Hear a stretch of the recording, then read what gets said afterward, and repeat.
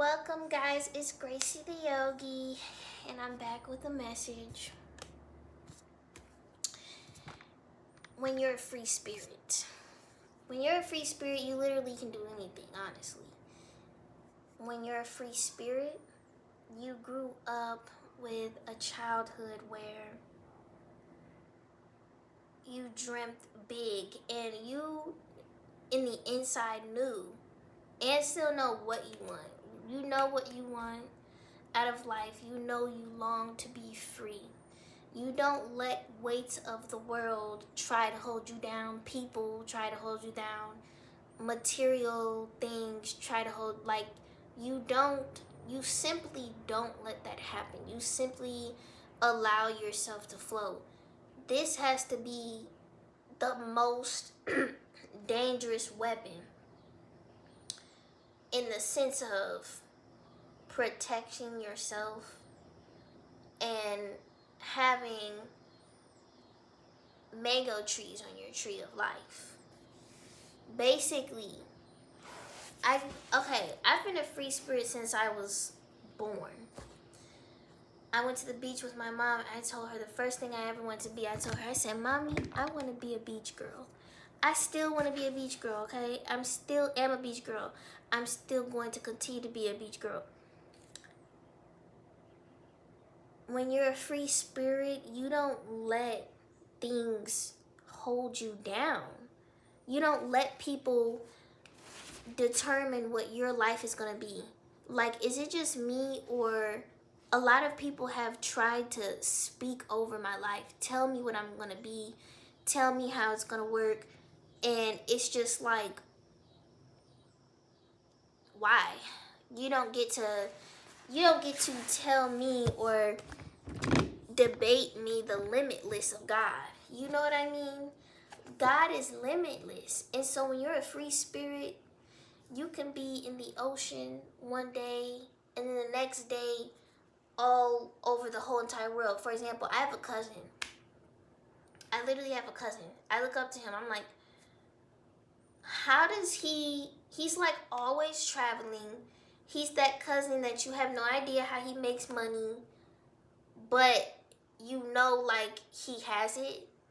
And you know that, like, he has connections, like somehow he's over here in this part of the world and then at the next part of the world, and then he goes somewhere, don't know how he's leaving, and he comes back at like 2 a.m. with a pizza.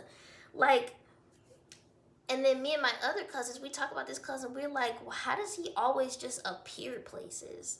And it just seems like he just has such a free spirit. And I asked him, and he told me that, well, you have to not be afraid to be homeless. Like, I'm like, how do you travel so much and just like be everywhere? He's like, sometimes you just gotta book your ticket. Like, sometimes you just have to travel. Like, you know what I mean?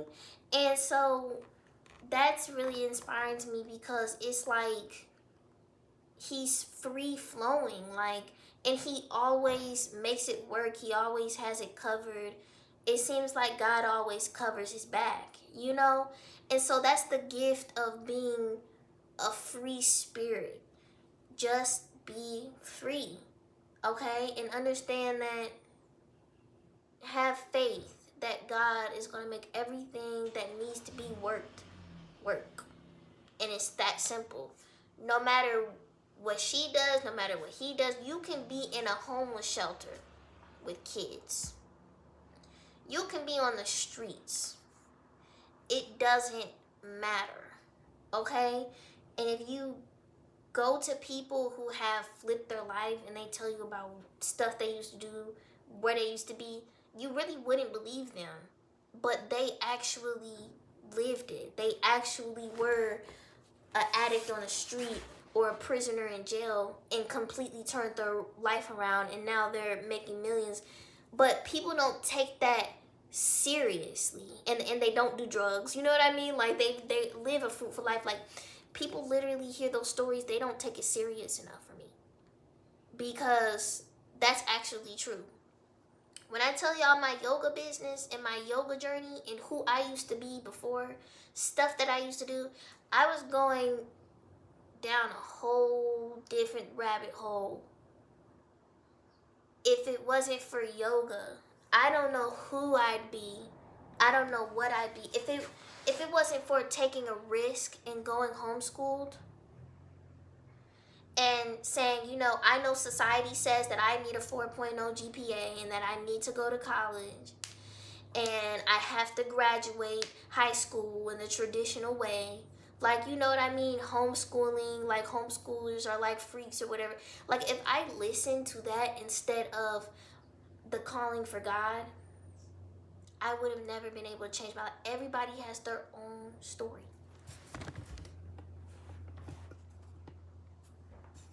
Oh, I heard somebody outside.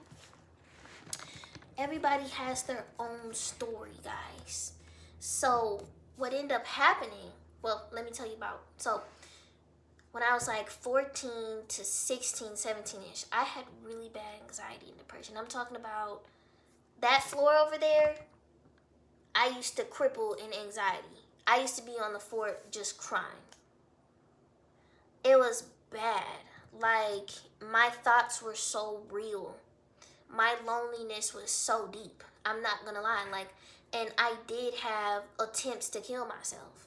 Like, doing stuff that a normal teenager doesn't do. I've had times where I was like smoking weed very heavily. I did some bad things to get it because I smoked weed and like nicotine. So I was also like addicted to nicotine. Like, and I did things to get it. Like, I used to have interactions with guys I shouldn't have been involved with at that age. And then to top it off, my dad passed away. And we come to find out that my dad passed away from an overdose of a drug that you shouldn't take. We had no idea that he was using that stuff, but that was, or if he did, we don't know if something happened, that we didn't get closure from that. But there was just a lot of things in between those ages that people did not have to walk in my shoes to understand how I felt, understand the stuff that I was going through, but me. And I stand strong on that because I've dealt with things and dealt with pains the average person my age did not deal with. And so after all of that stuff and mental hospitals and medicines, family dysfunction, just like straight up, I don't even know, like there were times where like I almost was not here, if I'm being honest. Like, and during the ages of 17, my junior year in high school, my grades were failing. I couldn't concentrate. I was grieving the loss of my father. It was just not giving. So my mom and I decided to unenroll me out of school. And I went homeschooled.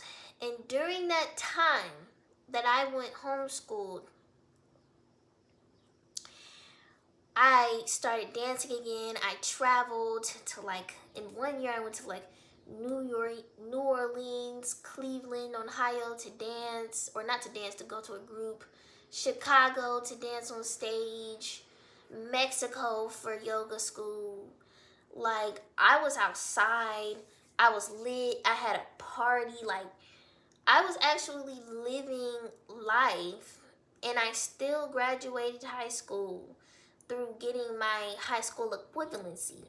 And I got more touch of reality and learning just of 1 year of homeschooling, literally.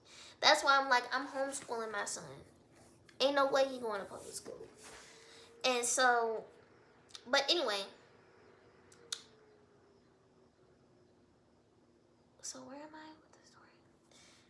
So, to make a long story short, by the time I started yoga school that year and the time I ended school, I completely changed as a person. Did I still have some poor activities? Yes. But I changed my life during that time. I cleansed during that time. I started yoga school with friends that I had from before and left yoga school with no friends. Like, I did the cleaning, and today I'm still polishing. You know, today I have created I've created a business. I have a business, a legal business. I have a place of business. I have a son now. I have clients. Like, I have events. I'm putting myself out there. It's only going to 10 times itself. So when you're a free spirit, to make a long story short, God has a plan for you. That's it. God has a plan for you. You know it. Don't let anybody talk you out of it. Don't let anybody talk you down from living your life to the fullest. If they decide to be controlled by everything in this world, to assume and feel like they're a victim, if they've decided that they have a different destiny, that's fine. But they have no right to take away, which they can't take away unless you let them, the fact that you are a free spirit. So yeah, if you're interested in my services, you can go to the link in my bio, go to gracietheyogi.net, and you can book a service with me. I do online and in person at my suite in downtown St. Louis. Yeah, and like and subscribe.